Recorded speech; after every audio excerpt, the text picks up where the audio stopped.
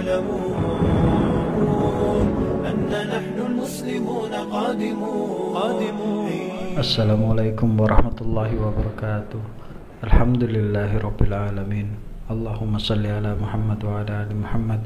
Pada kesempatan kali ini kita akan belajar Perang Uhud dan pelajaran yang ada di dalamnya. Perang Uhud terjadi pada hari Sabtu pada bulan Syawal tahun ketiga Hijriah. Latar belakang perang ini terjadi adalah keinginan kaum musyrikin untuk balas dendam atas terbunuhnya pasukan mereka pada perang Badar. Ketika Abu Sufyan kembali dengan membawa hafilah dagangnya, ia berkata di hadapan para pembesar Quraisy, "Wahai Quraisy, sesungguhnya Muhammad telah mengalahkan kalian dan membunuh pemimpin-pemimpin terbaik kalian. Bantulah aku dengan harta ini untuk memeranginya." Mereka pun menyambut ajakan tersebut sehingga terkumpul 1000 ekor unta dan 50.000 dinar. Mereka pun mulai menggalang pasukan untuk memerangi Rasulullah SAW dan meminta bantuan kepada kabilah-kabilah yang tersebar di sekitar Mekah. Mereka berangkat meninggalkan Mekah pada hari Kamis bulan Syawal dengan kekuatan 3.000 prajurit. Al-Abbas bin Abdul Muthalib telah menulis surat kepada Rasulullah SAW menginformasikan apa yang terjadi. Surat itu disampaikan oleh seorang kurir dari kabilah Bani Ghifar. Kemudian surat itu dibacakan oleh Ubay bin Ka'ab di hadapan Nabi SAW dan beliau pun meminta merahasiakannya. Akhirnya berita kedatangan tentara Quraisy pun tersebar di masyarakat dan membuat takut orang-orang Yahudi dan munafik.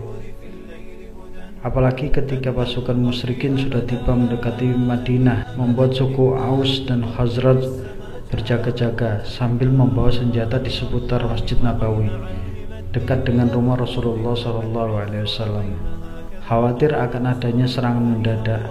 Pada malam Jumat, Rasulullah SAW bermimpi dan keesokan paginya beliau ceritakan di hadapan para sahabat seraya berkata, "Demi Allah, sungguh semalam aku bermimpi baik. Aku bermimpi ada beberapa ekor sapi yang disembelih, pedangku sumbing, dan aku memasukkan tanganku ke dalam baju perangku. Adapun sapi yang disembelih adalah terbunuhnya beberapa orang dari sahabatku. Selain itu, sumbingnya pedangku adalah tanda terbunuhnya seorang dari anggota keluargaku." Dari Nabi SAW, beliau bersabda, "Aku bermimpi mengayunkan pedang lalu patah. Ternyata itu adalah isyarat kekalahan yang menimpa kaum mukminin dalam perang Uhud. Kemudian aku ayunkan kembali, maka pedang itu pun menjadi tampak lebih bagus dari sebelumnya. Ternyata itu adalah pertolongan Allah dan bersatunya kaum mukminin. Aku juga bermimpi melihat beberapa ekor sapi. Demi Allah, sangat baik dan ternyata mereka adalah kaum mukminin yang terbunuh dalam perang Uhud." Hadis riwayat Bukhari nomor 4081. Kemudian beliau pun bermusyawarah dengan para sahabatnya dan berkata, "Bagaimana menurut kalian, apakah lebih baik menetap di Madinah dan kita tempatkan kaum wanita dan anak-anak di Al-Atom apabila mereka atau musuh tetap bertahan, maka bertahan dalam suasana buruk. Jika mereka masuk Madinah menyerang, kita perangi mereka melalui lorong-lorong jalan yang kita kuasai dan kita serang dengan panah dari atap-atap rumah."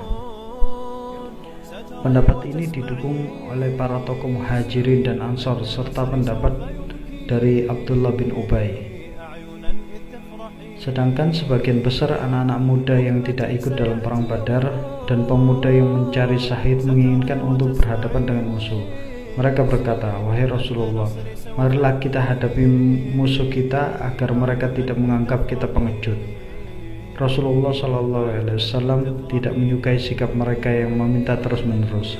Ketika mereka bersikeras dengan keinginannya itu, beliau pun mengimami mereka dalam salat Jumat, menasihati dan memerintahkan mereka untuk serius dan bersungguh-sungguh. Mereka pun senang untuk menghadapi musuh, sementara yang lainnya tidak menyukainya. Kemudian Rasulullah SAW mengimami mereka untuk salat asar, sementara mereka telah bersiap siaga.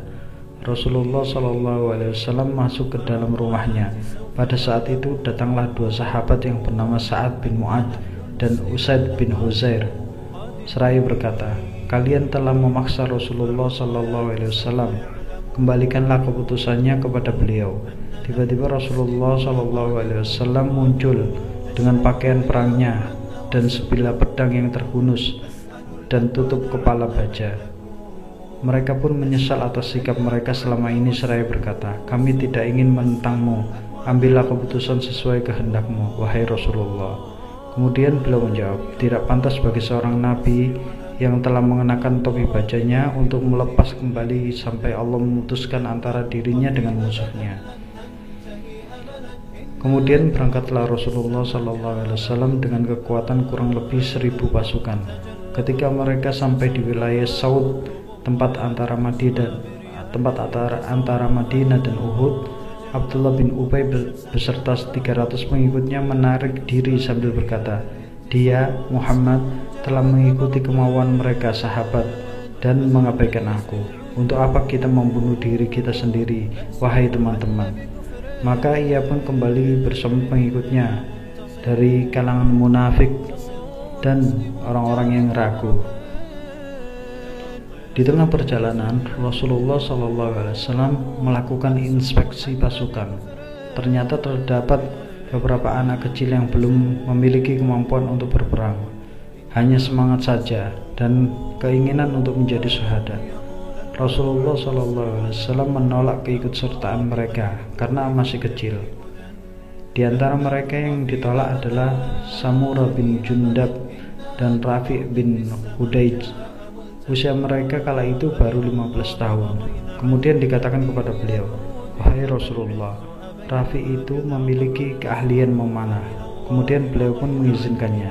Selain itu, dikatakan kepada beliau, "Samurah dapat mengalahkan Rafi'." Maka beliau pun mengizinkan Samurah untuk ikut.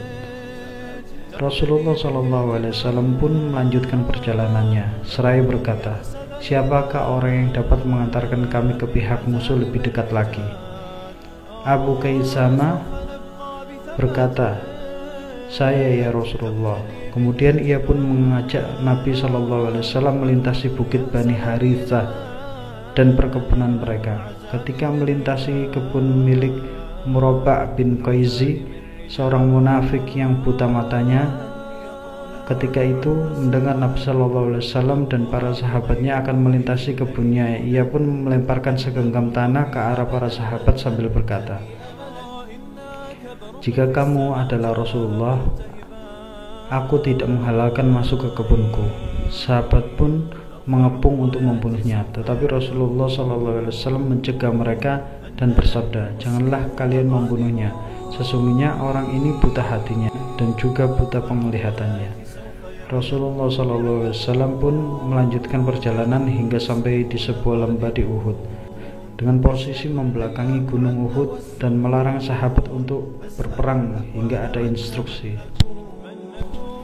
Sabtu pagi beliau telah siap untuk berperang bersama 700 sahabat. Beliau menugaskan para pemanah yang berjumlah 50 orang di bawah komando Abdullah bin Jubair untuk tetap dalam posisinya, tidak meninggalkan posnya sekalipun ia melihat pasukannya disambar burung. Posisi pemanah ini berada di belakang pasukan utama dan Rasulullah SAW memerintahkan mereka mengusir kaum musyrikin dengan hujan panah agar tidak menyerang kaum muslimin dari arah belakang. Rasulullah SAW tampil dengan dua baju perangnya, sementara kaum musyrikin tengah menyiapkan pasukannya. Mereka memiliki pasukan kavaleri, pasukan berkuda dengan 200 ekor kuda. Sayap kanannya dipimpin oleh Khalid bin Walid dan sayap kirinya dipimpin oleh Ikrimah bin Abu Jahal. Perang diawali dengan pertarungan 1 lawan 1. Talha bin Abi Talha, salah satu pemegang panji orang kafir, menantang untuk bertanding. Ajakan ini pun disambut oleh Zubair dengan langsung menerjangnya saat musuh berada di atas untanya. Lalu ditebaslah batang lehernya dengan pedangnya.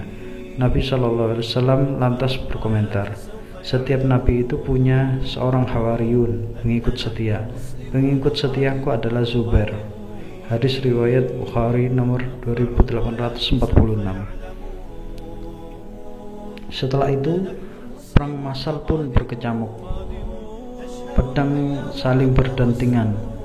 Kaum musyrikin sempat berusaha sebanyak 3 kali untuk menembus pertahanan kaum muslimin, tetapi dapat digagalkan oleh pasukan pemanah, sehingga mereka pun mundur.